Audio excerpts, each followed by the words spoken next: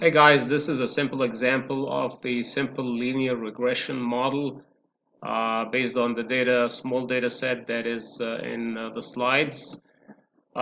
This data set has two variables. One is the age variable and one is the years of service variable. The years of service variable is what we call the Y variable or the response variable because it responds to the change or the variation in that age variable, or what we call the X variable, which is the independent variable. So this variable is independent. This variable is dependent on the change in this one. And we are going to try to build a simple linear regression model uh, to show the mathematical relationship between these two variables and see how can we predict values of the response variable or the years of service from age. So the first thing we do is we go to data analytics that you have installed already, and we will click on regression, and we will say okay. It will bring to us a dialog box where we put the years of service. If this is not filled, you will keep your cursor here and then you will highlight everything. That will be your Y variable, response variable. And in the independent or the X variable, we will put and scroll down. Don't forget to mark the labels box or check the labels box because we have labels at the top cell. And you will hit OK.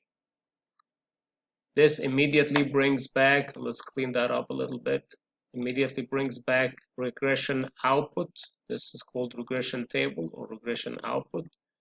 And in that there is a summary of the regression table that says the multiple R is the correlation coefficients, and they are very significantly correlated. The R square says that 92 or almost 93% of the variation in the age can explain the variation in years of age. This is just a simple explanation of that table, and then we'll jump right into the regression table at the bottom. And what we are really looking for is these. These are called the coefficients. So I will these are called the coefficients right here. I wanted to do a better circle. These are the coefficients. These are what we use to build the simple regression model. These are the coefficients. If you remember, it is y equals a plus b x. So this is the a is the intercept 27, and the b is 1.1 or 1.11 is the b, and of course the x is the age. Here this will be the age, and this will be years of service.